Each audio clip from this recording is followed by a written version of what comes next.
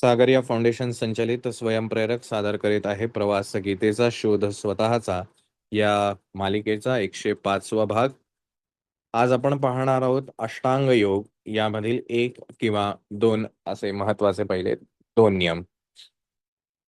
आपले आदर्शस्थान असलेले छत्रपती शिवाजी महाराज आणि स्वामी विवेकानंद यांना त्रिवार वंदन. योगेश्वर भगवान श्रीकृष्ण आणि संत श्रेष्ठ श्री ज्ञानेश्वर माऊली यांच्या चरणी देखील कोटी कोटी वंदन. उपस्थित आपण सर्व श्रोते हो, आपण गेल्या काही भागांपासून अध्याय क्रमांक 6 हा भगवद्गीतेतील अत्यंत महत्वाचा आणि आत्मसंयम योग अर्थात राजयोग किंवा ध्यानयोग हा आपण शिकत आहोत, अनुभवत आहोत आणि चिंतन करीत आहोत. आणि याच अनुषंगानं मागचा जो आपला श्लोक आपण पाहिला त्यामध्ये भगवंतांनी हे आपल्याला सांगितलं की ज्याला योग अर्थात ध्यान हे साध्य करायचं आहे त्याला निष्काम कर्म हे अतिशय आवश्यक आहे. आणि ज्या व्यक्तीने हा योग सिद्ध केलेला आहे अर्थात प्राप्त केलेली आहे ही अवस्था, त्याच्यासाठी कर्माचा किंवा कर्मफलांचा त्याग हेच रिझल्ट किंवा त्याची फलनिश्चिती अशी सांगण्यात आलेली आहे. आणि त्याचं विश्लेषण करत असताना ज्ञानेश्वर माऊलींनी या अष्टांग योगाची व्याप्ती ही आपल्याला या श्लोकाच्या निमित्ताने सांगितली आणि तोच आज आपल्याला शिकायचा भाग आहे. मुळात आपण सर्वांनीच अनेकदा हे पाहिलेले आहे आणि आपल्या गीता सत्राच्या पहिल्या भागामध्ये सुद्धा हा उल्लेख झालेला आहे की आपण म्हणजे केवळ बाह्य शरीर नव्हे. हे बाहेरचं शरीर हे एक आवरण आहे आणि ह्याच्या आतमध्ये एक सूक्ष्म देह ज्याला आपण मन असं सुद्धा म्हणतो आणि त्याही आतमध्ये कारण देह अशा 3 थरांनी युक्त असा आपला हा देह बनलेला आहे. आता जर ध्यान प्राप्त करायचं आहे याचाच अर्थ आपलं चित्त हे एका ठिकाणी एकाग्र करायचं आहे. आणि हे एकाग्र करत असताना एका टप्प्यानंतर ह्या चित्ताची सुद्धा जाणीव ही आपल्याला म्हणजे ती आपोआप नाहीशी होऊन जाते आणि मग मी आणि तो ह्यातला भेद जेव्हा संपतो त्यालाच खऱ्या अर्थाने ध्यान अथवा समाधी असं म्हणता येईल. आता ध्यान समाधी हे शब्द जरी आपल्याला परिचित वाटत असले, आपण अनेक संत सज्जनांच्या समाधी किंवा त्या गोष्टी ऐकलेल्या आहेत, वाचलेल्या असतील. पण आपल्या व्यावहारिक जीवनामध्ये आपल्यासाठी काय महत्वाचं आहे? तर महत्वाचं आहे आपलं चित्त हे एकाग्र होणं अर्थात ध्यान. आणि आपण ज्याही कामामध्ये यश संपादन करू इच्छितो त्यामध्ये ती यशप्राप्ती होणं हे आपल्यासाठी तात्पुरतं का होईना पण व्यावहारिक समाधी आहे.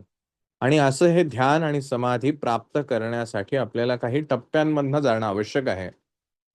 कारण मला जेव्हा ध्यानाला बसायचं आहे, चित्त एकाग्र करायचं आहे, त्यावेळेला शरीराची साथ ही अत्यंत महत्वाची आहे. आता एक साधा प्रश्न आहे आपल्या सर्वांना, आपल्या सगळ्यांना त्याची कल्पना असेल. एखाद्याच्या मनात काय चाललंय, हे जर साधारणतः आपल्याला त्याची तपासणी करायची असेल, तर आपण काय म्हणतो, की तुझ्या डोळ्यात कळतंय, की तुझ्या मनात काय चालू आहे. बरोबर आहे? आपण अनुभव घेतलाय असा कधी? की एखादा व्यक्ती खोटं बोलत असेल, दुःखात असेल, आनंदात असेल किंवा एखादी गोष्ट लपवत असेल, तर त्याच्या देहबोलीवरनं आपल्याला हे जाणवतं, की काहीतरी गडबड आहे किंवा काहीतरी त्याला सांगायचंय आणि मग आपण तसं व्यक्तही होतो. असे अनुभव घेतलेत? Very good. म्हणजे सगळ्यांनीच आपण जसे अनुभव घेतलेले आहेत. याचाच अर्थ जर आपण थोडं सूक्ष्म नजरेने आता आपण गीता अभ्यासतोय त्यामुळे तुम्हाला हे समजणं मला असं वाटतं, की सोपं जाईल. आपलं शरीर म्हणजे आपल्या मनाचा आरसा आहे. आपल्या मनात जे जे काही चाललं आहे त्याचे परिणाम म्हणजे आपल्या या बाह्य अर्थात स्थूल शरीरावरती घडतात. माझ्या मनात येणारे विचार, त्यानुसार निर्माण होणाऱ्या भावना याही माझ्या बाह्य शरीरामध्ये दिसतात. माझ्या मनात असलेले ताणतणाव, भीती, दडपण याचे परिणाम स्वरूप माझ्या आयुष्यात येणारं आजारपण, माझ्या आयुष्यात येणारा एकटेपणा, अशा अनेक गोष्टी ह्या आपल्या मनाशी संबंधित आहेत. आणि आपलं मन जसं असेल तसाच आपला आरसा अर्थात आपलं शरीर आपल्याला पाहायला मिळेल. आणि आपल्याला सगळ्यांना याची कल्पना आहे की व्यावहारिक जगतात जगत असताना आपल्याला शरीराद्वारेच सगळ्या कृती कराव्या लागतात. मग जर हे शरीर उत्तम राखायचं असेल, ह्या शरीराची योग्य जडणघडण करायची असेल, तर आपल्या मनाची शुद्धता ही आवश्यक आहे. मन प्रसन्न असणं आवश्यक आहे. म्हणजेच थोडक्यात जर आपण पाहिलं तर शरीर आणि मन हे एकमेकांवर अवलंबून आहे. मग मला चित्ताची एकाग्रता तर साधायची आहे, तर तो फार लांबचा विषय झाला. आधी शरीर आणि मन यांचं योग्य प्रकारे एकरूपता जी आहे, ती मला साधता यायला पाहिजे. आणि त्यासाठी म्हणून काय करायचं, तर मग पातंजल योगमुनींनी त्या गोष्टी आपल्याला करायला सांगितल्या, की तुम्हाला काही गोष्टी बाह्य स्वरूपामध्ये, काही गोष्टी आंतरिक स्वरूपामध्ये या साधणं आवश्यक आहे. हे जोपर्यंत साधलं जाणार नाही, तोपर्यंत आपण शुद्धीकरणाच्या प्रक्रियेमध्येच सहभागी होऊ शकत नाही, किंबहुना त्या प्रक्रियेची सुरुवातच आपल्या आयुष्यात घडू शकत नाही. आपलं जे संपूर्ण शरीर आहे, हे संपूर्ण शरीर जवळपास 37 लाख कोटी इतक्या पेशींनी तयार झालेलं आहे. या प्रत्येक पेशींचा एक एक समूह आहे आणि हे समूहातूनच पुढे जाऊन आपले अवयव तयार होतात. आणि या अवयवांच्या द्वारे आपलं सगळं शरीर हे कार्यान्वित आहे. आपला मेंदू असो, आपलं हृदय असो, आपलं किडनी असो, लिव्हर असो, हात असो, पाय असो, हे सगळे ह्या पेशींच्या समूहातूनच तयार झाले. इतक्या बारकाईने जर आपण विचार केला, तर आपली पेशी ही आपल्यासाठी अत्यंत महत्त्वाची आहे. मग ही पेशी सुद्धा कशी काम करते, हेही आपल्याला थोडंसं जाणून घ्यायला आवडेल. पण त्याही या सगळ्या विज्ञानाच्या गोष्टींमध्ये अधिक खोलवर जाण्याऐवजी आपण पातंजल मुनींनी सांगितलेला योग, अष्टांग योग जो आहे, त्यातला पहिला भाग तो म्हणजे यम. नियम आणि यम असे 2 भाग आहेत. जे स्वतःहून स्वतःवर लादायचे आहेत, अशा ज्या गोष्टी आहेत त्या यम आहेत. काही गोष्टी जाणीवपूर्वक करायच्याच आहेत, ज्याला आपण कंपल्सरी आहेत असं जे म्हणतो, जे माझ्या हातात आहे. म्हणजे इंटरनल फॅक्टर आहे, की ज्याच्यावरती माझं पूर्ण नियंत्रण असणंच अपेक्षित आहे, ते नियम आहेत. म्हणून आज पहिलं जर यम असेल, तर यम हा जो सामाजिक जे काही आपल्या अ, नैतिकतेच्या गोष्टी आहेत, की आपण कसं वागलं पाहिजे, म्हणजे यम आहे. आपण ज्याला रोज जीवनामध्ये वावरतोय, आपल्या मनामध्ये नाना तऱ्हेचे विचार येत राहतात. या अनुरूप आपल्या मनात भावना प्रकट होत असतात आणि हा विचार आणि भावनांच्या अनुरूप आपल्या हातून कृती घडत असते. कधी-कधी आपण विचारांद्वारे एखाद्याला काही बोलून जातो. कृती करण्याच्या अगोदर 10 वेळा विचार करायला पाहिजे, असंही आपण म्हणतो. 10 वेळा विचार करणं म्हणजे काय? तर ते चिंतन करावं लागतं, की त्या विचारांमधून काय-काय त्याचे परिणाम अथवा दुष्परिणाम हे होणार आहेत. म्हणून यम या कॅटेगरीच्या अंडर पातंजल योगमुनींनी 5 गोष्टी आपल्याला करायला सांगितल्या. 5 गोष्टी कोणत्या आहेत? अहिंसा, सत्य, अस्तेय, ब्रह्मचर्य, अपरिग्रह. त्यातलं पहिलं अहिंसा. आता ही अहिंसा ही म्हणजे कोणालाही कुठल्याही प्रकारे, कुठल्याही माध्यमातून हिंसा न करणं म्हणजे अहिंसा आहे. हे प्रत्यक्ष शरीराद्वारेच मारलं पाहिजे का? असं अजिबात नाही. शरीराने, वाचेने अर्थात बोलण्यातून किंवा मनातून कोणाही बद्दल द्वेष न बाळगणं, कोणाही बद्दल कठोर न बोलणं आणि कृतीद्वारे कोणालाही इजा पोहोचेल असं न वागणं म्हणजे अहिंसा. एखाद्याला मारण्यासाठी जेवढी शरीराला ऊर्जा आवश्यक आहे, त्यापेक्षा कैक पटीनं ते न करण्याला जास्ती मेहनत आहे. मग आता हा पहिलाच भाग जर आपण यमामधला जर पाहिला, तर आपल्याला लक्षात येईल, की हे खरंच अवघड आहे. कारण आपल्याला व्यावहारिक जगतात जगत असताना काही गोष्टी स्वतःच्या जगण्यासाठी म्हणून आपल्याला कराव्या लागतात. कोणी आपल्याला खूप साऱ्या गोष्टींद्वारे त्रास देतोय आणि आपण ते निमूटपणे सहन करणं म्हणजे अहिंसा आहे का? अजिबात नाही. म्हणून पहिलं आपल्याला समजून घ्यायचं हे अहिंसा म्हणजे नेमकं काय करायचं. मुळात पातंजल योगमुनींनी हे ज्या गोष्टी सांगितलेल्या आहेत, ह्या आदर्श स्थिती सांगितलेली आहे. असं असलं पाहिजे, मग तुम्हाला हे ध्यान आणि समाधीचं फळ जे आहे, ते चाखायला मिळेल. पण आपल्या आयुष्यात आपल्याला प्रत्येकाला ह्याची कल्पना आहे. असे अनेक आदर्श आपल्या जीवनातले असतात, की आपल्याला हे करायचंय, असं असलं पाहिजे. परंतु आपल्यालाही माहिती असतं असं काही जमत नाही. पण त्या दिशेने प्रवास होणं हा अधिक महत्वाचा भाग आहे. मला माझं शरीर आणि मन या अनुरूप घडवायचंय आणि त्यासाठी सगळ्यात पहिला भाग तो म्हणजे अहिंसा. मग किमान माझ्यामुळं विनाकारण, काही कारण नाहीये, अशा प्रकारे कोणालाही इजा पोहोचणार नाही. मग ती शारीरिक असो, मानसिक असो अथवा वैचारिक असो, याचा मी 100% प्रयत्न करू शकतो. हा त्रास फक्त मानव जीवालाच नव्हे, तर प्राणी मात्रांना सुद्धा, निसर्गातल्या प्रत्येक घटकाला सुद्धा माझ्यामुळे विनाकारण त्रास होणार नाही, याची काळजी घेणं, हे आपण असं म्हणूया, की आपल्या व्यावहारिक जीवनामध्ये अहिंसा तत्व पाळणं. स्वतःचा धर्म लक्षात घेऊन, स्वतःची नैतिक कर्तव्य लक्षात घेऊन आणि ती नैतिक कर्तव्य बजावत असताना विनाकारण कोणालाही त्रास द्यायचा नाही, हा नियम मला पाळायचा. काही गोष्टी मला जाणीवपूर्वक माझ्या कामाच्या अनुरूप ह्या कराव्या लागतात. पण त्या करत असताना माझ्या मनात ही जाणीव असली पाहिजे, हा व्यवहार आहे आणि म्हणून मला हे करायचंय. मला त्यामध्ये स्वतःला गुंतवायचं नाही.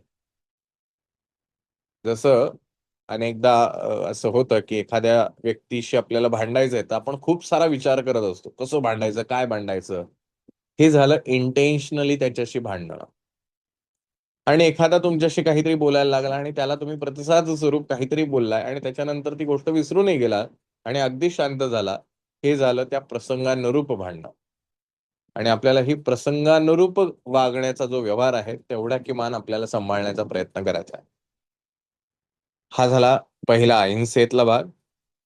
दुसरा जो भाग आहे ते म्हणजे सत्य. तर नेहमी खरं बोलावं, हे आपल्याला शाळेतही शिकवलेलं असतं, पण आपण जसजसे मोठे होत जातो, तसं-तसं आपल्याला कळत जातं, की काही वेळेला आपल्याला खोटं बोलावं लागतं. म्हणून सत्य हे बाहेरच्यांशी जसं बोलायचंय, तसंच स्वतःशी सुद्धा बोलायचं. म्हणजे काय? आपल्याला ते एक अभंग माहिती असेल, "बोले तैसा चाले त्याची वंदावी पाऊले." जे बोललं जातं तसंच जो करतो, म्हणजे स्वतःशी असलेला सत्यपणा आहे, की मी जे बोललोय ते मी करणारच. कारण ज्यावेळेला बोलत असतो त्यावेळेला त्याच्या मागचा विचार माझा पक्का असतो आणि जे मी बोललोय ते कृती करणं हे माझ्यासाठी बंधनकारक आहे. याचाच अर्थ मी स्वतःशी प्रामाणिक आहे. आणि अनेक जी महान लोकं आपल्याकडे होऊन गेली आहे, भारतामध्ये, जगामध्ये. त्यापैकी बऱ्याचशा लोकांची जर तुम्ही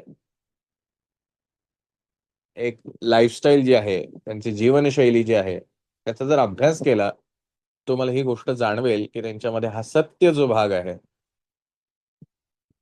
हा फार जाणीवपूर्वक तुम्हाला दिसेल.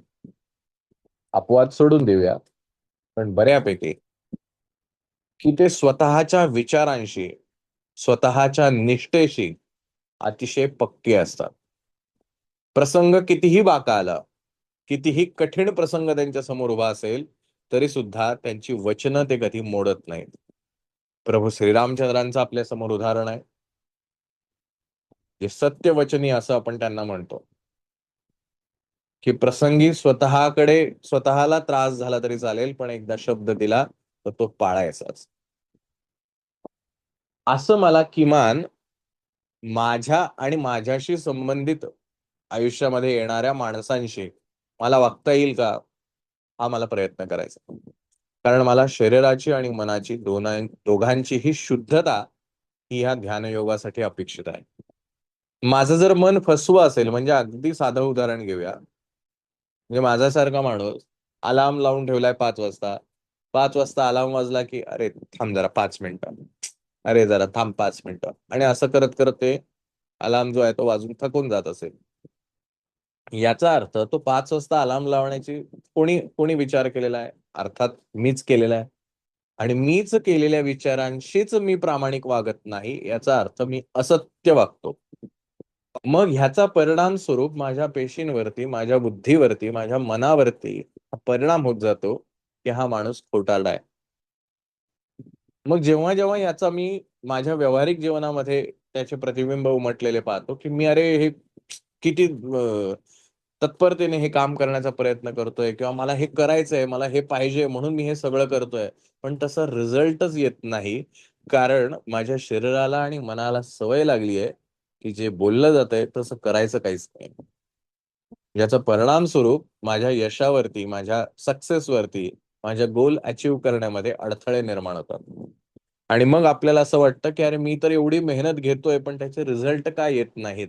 कारण तुम्ही घेतलेली मेहनत ही फक्त शरीराद्वारे आहे. तुमचं मन, तुमची बुद्धी ते एक्सेप्ट करायला तयार नाही. हे खरंच तुमच्या ध्येयासाठी आहे. कारण तुम्ही आतमधून असत्य वागत असता. आपण बऱ्याचदा असं जीवनामध्ये जगत असतो बघा. वर-वर खोटं-खोटं हसायचं, वर-वर खोटं-खोटं त्यांच्याशी बोलायचं, पण आतमधून कशाला आला हा माणूस समोर? मला ह्याच्याशी नाही बोलायचं, तरी सुद्धा समोर आला. ह्याचा जो मेसेज आहे, ह्याचा जो संदेश आपल्या आतमध्ये जातो, तो काय जात असेल? की माझ्या समोर आत्ता जे घडतंय ते मला करायचं नाहीये, पण तरी सुद्धा मला करावं लागतंय. म्हणजे माझं मन आणि माझं शरीर हे हे असंबंध काम करत आहे. आणि हे असत्याचा परिणाम मग मी ध्यानाला जरी डोळे मिटून बसलो, तरी शरीर म्हणतं, "अरे तू डोळे मीट नाहीतर आणखीन काय कर." पण हे करायचं काहीच नसतं. हा सगळा ढोंगीपणा आहे किंवा खोटारडेपणा आहे, हे मला माहिती आहे कारण तशीच सवय मला लागलेली आहे.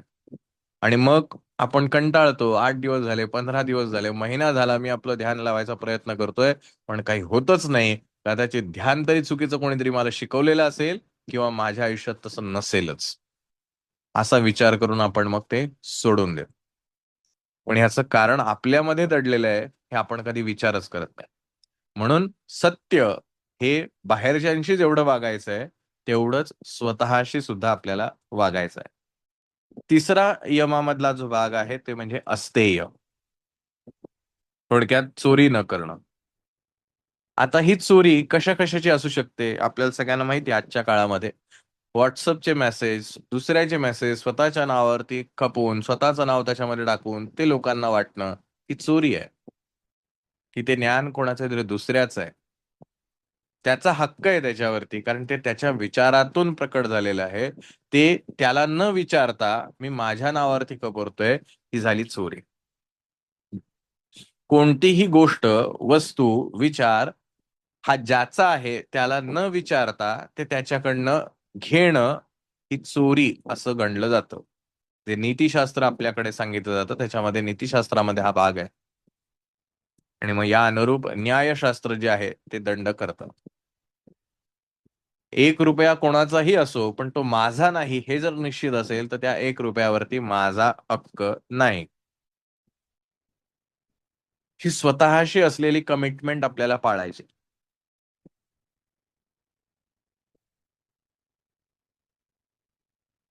बऱ्याचदा आपण आपल्या मनामध्ये असे विचार येतात, एखाद्याकडं पैसा भरपूर असेल, एखाद्याकडं आनंद भरपूर असेल, त्याच्या कुटुंबात खूप छान वातावरण आहे. त्याला मान-सन्मान समाजामध्ये मिळतो आहे. त्याच्याकडे गाडी, बंगले, घोडे काय असेल ते सगळी संपत्ती आहे. आपल्याला आतून असं वाटत राहतं, काय याचं नशीब नाही का? सगळं मिळतंय बसल्या-बसल्या. माझं बघा.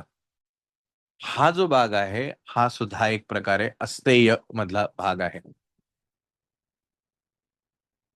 माझ्या मनातून माझ्याही नकळत मी त्या गोष्टीविषयी किंवा त्या परिस्थितीविषयी मनामध्ये जो लोभ धरतोय, ही इच्छा जी धरून चाललोय, ती इच्छा अर्थात सकारात्मक नाही, मला पण तसं व्हायचंय असं म्हणणं वेगळं आणि त्याच्याकडे कसं बघा सगळं चांगलं आहे असं म्हणणं वेगळं. असं मला ह्या लोभापासून परावृत्त व्हायचं आहे. आता हे करत असताना असं कुठेही म्हटलेलं नाहीये की तुम्ही काही प्राप्तच करू नका. तुम्ही काही ध्येयच उराशी बाळगू नका. अजिबात असं कुठं सांगितलेलं आहे. उलट गाडी, बंगला, पैसा, संपत्ती, काय अभिमान, स्वाभिमान जे काय हवं असेल ते सगळं मिळवा. पण ते सगळं मिळवताना आपल्या आतमध्ये काय चालू आहे ह्याच्यावरती आपलं जाणीवपूर्वक लक्ष असणं हे आवश्यक आहे. हे ते खरंच आपल्या हक्काचं आहे का?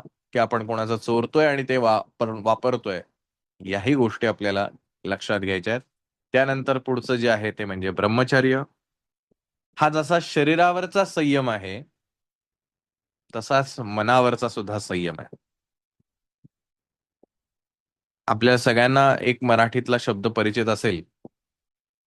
आपण एखादा अतिशय तपस्वी, एखादा प्रभावी व्यक्तिमत्व असेल, तर आपण त्याला असं म्हणतो, की काय ओजस्वी व्यक्तिमत्व आहे. ते जे ओज आहे, म्हणजे चेहऱ्यावरती जे ओज दिसतं, तो माणूस काळा आहे की गोरा आहे त्याने काही फरक पडत नाही. पण त्याच्याकडे बघता क्षणी असं वाटतं, की अरे काय तेजस्वी आहे हा माणूस. तर ते तेज जे आहे, ह्या ओजातून येतं आणि हे ओज म्हणजे आपली स्वतःची शक्ती आहे. आणि ही शक्ती ह्याचा योग्य विनियोग आपल्या जीवनात करणं म्हणजे ब्रह्मचर्याचं पालन करणं आहे. आता आपण जर बघितलं तर आपल्या मनामध्ये नाना तऱ्हेचे दिवसभरात हजारो लाखो विचार येत राहतात. आता हे विचार येण्यासाठी तर ऊर्जा लागत असेल. कुठून तरी हे विचार प्रकट होऊन ते आपल्याला कळण्यापर्यंत येण्यासाठी आपल्या शरीरातली ही ऊर्जा, ज्याला आपण चैतन्य शक्ती असं म्हणतो, ती खर्च होते. विनाकारण काहीतरी काय टाइमपास करायचा म्हणून उगाच आपलं ते YouTubeचे शॉर्ट्स बघत बसा, Instaचे रील बघत बसा, WhatsAppचे स्टेटस बघत बसा. हे करण्यासाठी माझ्या मनामध्ये नाना तऱ्हेचे विचार यावे लागतात आणि ह्या विचारांसाठी माझ्यातलं हे जे ओज आहे, तेज आहे, हे नष्ट होत जातं. त्यामुळे ही ऊर्जा ही टिकवून ठेवणं म्हणजे ब्रह्मचर्याचं पालन करणं. आपण बऱ्याचदा समाजामध्ये पाहतो आणि हे जाणीवपूर्वक प्रत्येक पालकांनी आपल्या मुलांना जरूर शिकवावं. मुलींनी कसं वागावं ह्याच्यावरती तर आपण निश्चित अनेकदा बोलत राहतो, पण मुलांनी सुद्धा कसं वागावं हे आपल्याला शिकवणं आवश्यक आहे. नजरेने सुद्धा कोणालाही त्रास होणार नाही याची काळजी ही प्रत्येक पुरुषाला घेणं आवश्यक आहे आणि हे पूर्वीपासून आहे. जसं आपण जी स्त्री आहे तिला शक्ती मानतो, तसंच पुरुष हा सुद्धा नारायण स्वरूपच आहे. त्यामुळे ह्या दोघांचंही हे ब्रह्मचर्य अर्थात ओज जेवढं मुलाचं तेवढंच मुलीचं हे अत्यंत महत्वाचं आणि जेवढं हे ओज, जेवढी ही एनर्जी कॉन्सन्ट्रेट असेल, तेवढं सक्सेस लवकर आणि चांगलं मिळतं. आपलं ब्रीदवाक्य आपल्या सगळ्यांना माहिती आहे, all power is within you, you can do anything and everything. सर्व शक्ती ही आपल्यामध्येच सामावलेली आहे. आपण सर्व काही आणि काहीही करू शकतो. मग ही सर्व शक्ती म्हणजे काय? हे ओज आहे. हे माझ्यामध्येच आहे, मला बाहेरून कुठूनही येणार नाही. मग हे जे माझ्याकडे आहे ते टिकवून ठेवणं, त्याचा अवास्तव वापर न होऊन देणं, किंबहुना जसा नळ लीक झाल्यानंतर आपण काळजीपूर्वक ते पटकन लिकेज त्याचं कसं बंद होईल याची काळजी घेतो, तसंच माझी ही ऊर्जा अनावश्यक कुठे-कुठे खर्च होतीये याच्याकडे मला लक्ष द्यावं लागेल आणि ते लक्ष देऊन ज्या-ज्या अनावश्यक गोष्टी असतील त्याला थांबवाव्या लागतील. जेणेकरून माझी ती ऊर्जा माझ्या ध्येयासाठी म्हणून मला वापरता येईल. ज्याला आपण असं म्हणतो, की फोकस राहणं. हे फोकस राहणं म्हणजे सातत्याने मला माझ्या ध्येयाविषयीच विचार करायचा आहे. ज्या ज्या वेळेला माझं मन किंवा शरीर काही अनावश्यक गोष्टी करण्यासाठी प्रयत्न करेल, त्या त्या वेळेला त्याला हे विचारायचंय, की हे तुझ्या ध्येयाशी सुसंगत आहे का? जर तुमच्या मनाचा कौल आला, की हे ध्येयाशी सुसंगत नाही, तर करू नका. कारण तुमच्या मनाला आणि शरीराला ही सवय लावावी लागणार आहे, जी आत्ता त्याला नाहीये. आत्ता त्याला मनमुराद आनंद घ्यायचा आहे, हवं तसं वागायचंय, हवे तसे विचार करायचेत, हवे तेवढे विचार करायचेत, हव्या त्या गोष्टींचा विचार करायचा आहे आणि आता आता त्याला त्याला एका बंधनात अडकवायचंय, की तुला ह्या पद्धतीनं वागावं लागेल. का करायचं हे सगळं? कारण मला माझं ध्येय गाठायचं. मग कोणाचं ध्येय त्याच्या वैयक्तिक जीवनामध्ये, त्याच्या करिअरमध्ये सक्सेसफुल होण्याचं असू शकतं. कोणाचं ध्येय त्याच्या आध्यात्मिक जीवनामध्ये त्याला प्रगती करण्याचं असू शकतं. कोणाचं ध्येय माझं जे चाललंय ते तसंच उत्तम राहावं, हेही ध्येय असू शकतं. या सगळ्या ध्येयासाठी म्हणून मला स्वतःला काही बंधनं स्वतःहून टाकणं अपेक्षित आहे. ही दुसऱ्यांसाठी नाहीत. बरं ही का टाकायची बंधनं? मग स्वतःलाच प्रश्न विचारायचा. मला ध्येय गाठायचंय का नाही गाठायचंय? हे ध्येय गाठल्यानंतर मला काय-काय मिळणार आहे? मग जे मिळणार आहे ते मला हवंय की नकोय? हे प्रश्न आपण स्वतःलाच विचारायचे. आपलं मन जे कौल देईल त्या पद्धतीने आपण काम करावं. नाही ध्येय गाठता आलं, हरकत नाही. असं जर आपल्या मनाचा कौल आला, तर आपल्याला हवं तसं आपण वागायला मोकळे आहोत. पण जसं भगवंतांनी तिसऱ्या अध्यायात सांगितलं, की ज्याला ह्या योगाच्या वाटेवर चालायचंय, त्याच्यासाठी हे निष्काम कर्म आवश्यक आहे. आणि सर्वात शेवटचं ते म्हणजे अपरिग्रह. अत्यंत आवश्यक गोष्ट कशामध्येही न गुंतणं म्हणजे अपरिग्रह. अनावश्यक गोष्टींचा संग्रह न करणं म्हणजे अपरिग्रह. आपल्या आयुष्यात, मनामध्ये अशा कितीतरी गोष्टी आहेत, ज्याची आपल्याला आवश्यकता नाहीये. राहून दे, थोडं नंतर बघू, कधीतरी लागेल, असा एक विचार करून आपण त्याचा संग्रह करत चाललोय. जेवढ्या गरजेच्या गोष्टी आहेत, ज्या आयुष्य जगण्यासाठी आवश्यक आहेत, तेवढ्या असल्याच पाहिजेत. प्रसंगी उद्याच्या भविष्याचा विचार करून माझ्याकडे काही अर्थसंचय मी करायला पाहिजे. पैशांची तजवीज माझ्याकडे असली पाहिजे. कपड्यांची माझ्याकडे आवश्यकतेपेक्षा 2 कपडे जास्ती असायला हवेत. वगैरे, वगैरे. जे काही आपल्या आयुष्यातल्या गोष्टी असतील त्याचा संचय जरूर असावा, पण आवश्यकतेपुरता. अनावश्यक संचय न करणं म्हणजे अपरिग्रह. आता हे जसा वस्तूंचा आहे, तसाच विचारांचा सुद्धा आहे. आपण नात्यांमध्ये सुद्धा किती अडकत जातो. कुठलंही नातं असो.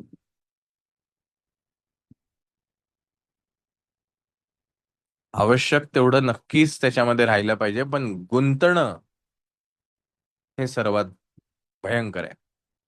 कारण आपल्या सगळ्यांना याची कल्पना असेल, की आपल्याला गुंतायचं कसं हे विविध माध्यमातून सांगितलं जातं.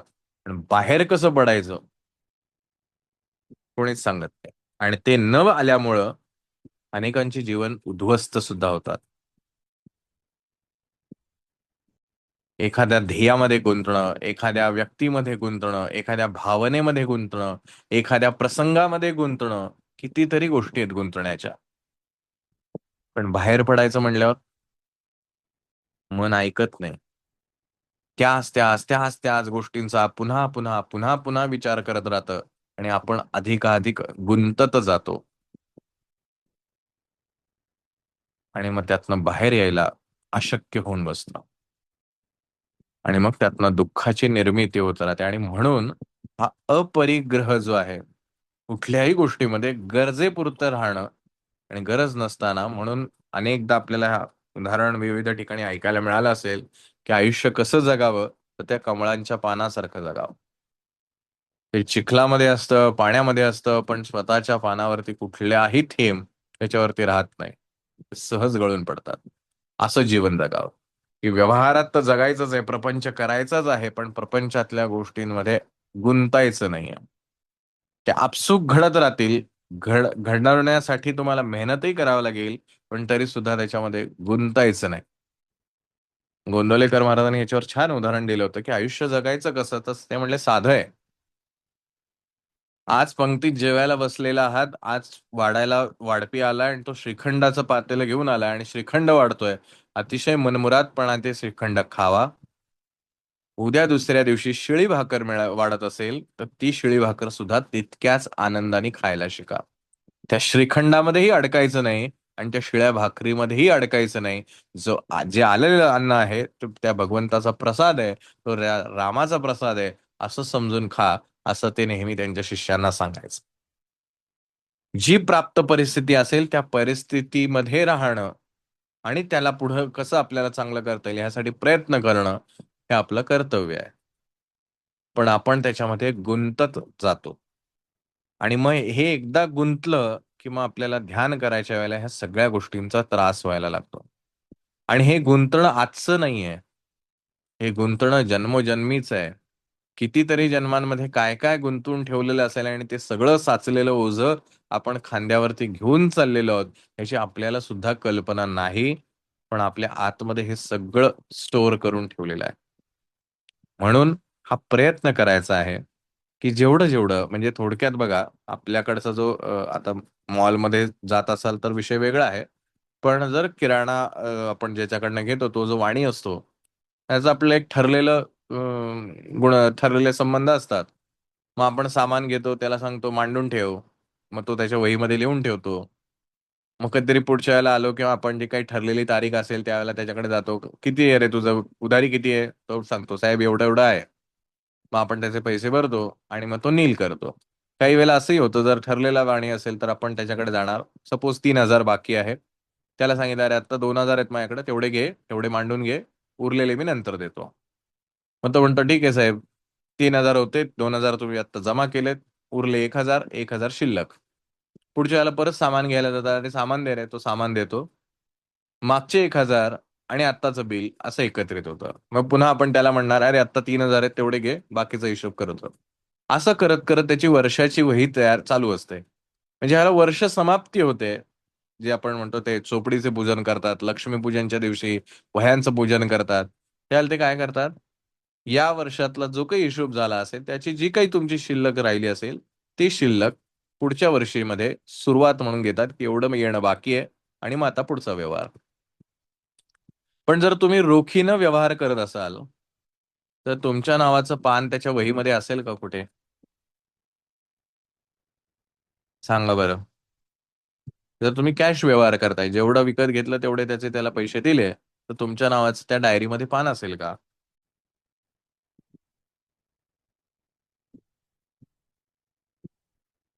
बाकीच्यांचं काय? Very good. म्हणजे डायरीत जर पान नसेल तर तुम्हाला चिंता लागून राहील का याचे एवढे पैसे द्यायचे, त्याचे तेवढे द्यायचे, देणं बाकी आहे? अजिबात नाही. तुम्ही आनंदाने जीवन जगाल. असंच मला माझ्या आयुष्यात कोणाच्याही डायरीत असं माझं पान लिहून ठेवायचं नाही, तुमचं एवढं येणं बाकी आहे, तुमचं तेवढं येणं बाकी आहे, आणि तो व्यवहार चालूच राहील. त्यामुळे जिथं जिथे जेव्हा जेव्हा जेवढं जेवढं शक्य होईल तेवढं गुंतणं कमी करत जायचं. बाकीची काही पानं जी असतील ती व्यवहारासाठी आवश्यक असतात. आणि आपल्या सगळ्यांना माहिती आहे, आपण जे नेहमी म्हणतो की आपल्या आयुष्यातली जे नातेसंबंध आहेत हे ऋणानुबंधातून आलेले आहेत. आता हे ऋण म्हणजे काय? कर्ज आहे. आपल्या आयुष्यात भेटलेली चांगली आणि वाईट माणसं हे दोन्ही आपलंच कर्ज आहे म्हणून आपल्याला ती भेटली आहेत. ज्या दिवशी आपण ते कर्ज फेडून टाकू त्या दिवशी ती माणसं आपल्या आयुष्यात राहणार नाहीत. चांगली सुद्धा आणि वाईट सुद्धा. बरोबर आहे का? ही ऋणानुबंधातली नाती म्हणजे अशीच असतात. माझे नातेवाईक असेच का? त्याच माणसांशी माझं नातं का? मी ह्याच घरात का जन्माला आलो? ह्याचं कारण काय? ऋणानुबंध. पण हे ऋणानुबंध आजच्या जीवनातले नाहीत. महाभारतातले आपण उदाहरणं ऐकतो, रामायणातली उदाहरणं ऐकतो, भागवतातली उदाहरणं ऐकतो, त्याच्या सगळीकडे बघा ऋणानुबंध. काही ना काहीतरी त्या त्या व्यक्तीशी आपलं काहीतरी नातं आहे, काहीतरी कर्ज आहे, काहीतरी देणं आहे किंवा आपल्याला येणं आहे. दोन पैकी एक काहीतरी आहे. आपण तरी त्याचं देणं लागतो, नाही तर त्याच्याकडनं तरी आपल्याला येणं लागतं. या दोन भागांमुळे, ह्या कर्जामुळे ती माणसं आपल्या आयुष्यात आहेत. ज्या दिवशी त्याच्या वहीमध्ये आपल्या नावाचं पानच नसेल, ना काही देणं आहे ना काही येणं आहे, त्या दिवशी तो आयुष्यात आपल्या माणूस नसेल. आणि अशा अनेक नाती आपल्या आयुष्यात आलेली असतात, जी अगदी घट्ट असतात. कालांतराने दोघे इतके विभागून जातात, परत कधी एकमेकांची आठवणही येत नाही आणि परत कधी भेटही होत नाही. कधीतरी आठवणीमध्ये रमता, अरे तो माझा एक असा मित्र होता, फार आमचे घनिष्ठ मित्र, काय झालं माहित नाही, पण आता काय कॉन्टॅक्ट मध्येच नाही येतो आम्ही. ही माणसं आली आणि ही माणसं सहज निघूनही गेली. जेवढं कर्ज आहे तेवढीच नाती आहेत. कर्ज नील असेल तर नातच नसेल.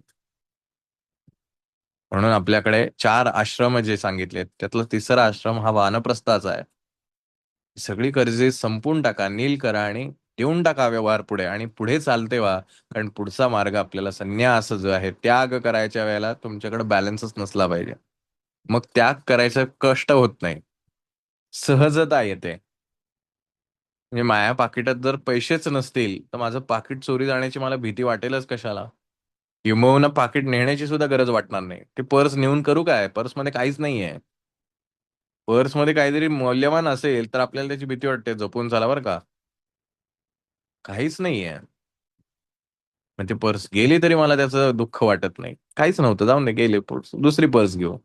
पण मला माहितीये त्याच्यात काहीच नाहीये. पण जेव्हा त्याच्यात काही असतं त्याला किती हुरहुर लागते त्या गोष्टींची. त्याला जपावं लागतं, काळजी घ्यावी लागते, कुठं ठेवायचं, कसं ठेवायचं, कोणाचा हात लागणार नाही, कोणी चोरणार नाही, याची सगळी काळजी घ्यायची. हे सगळं करण्यासाठी माझं मन, माझं चित्त, जे माझ्या शरीराशी जोडलेलं आहे, किंबहुना माझं शरीर हे माझ्या मनाचंच प्रतिबिंब आहे असं जरी आपण म्हटलं, तर जोपर्यंत ते गुंतलेलं आहे तोपर्यंत ध्यान अवघड आहे.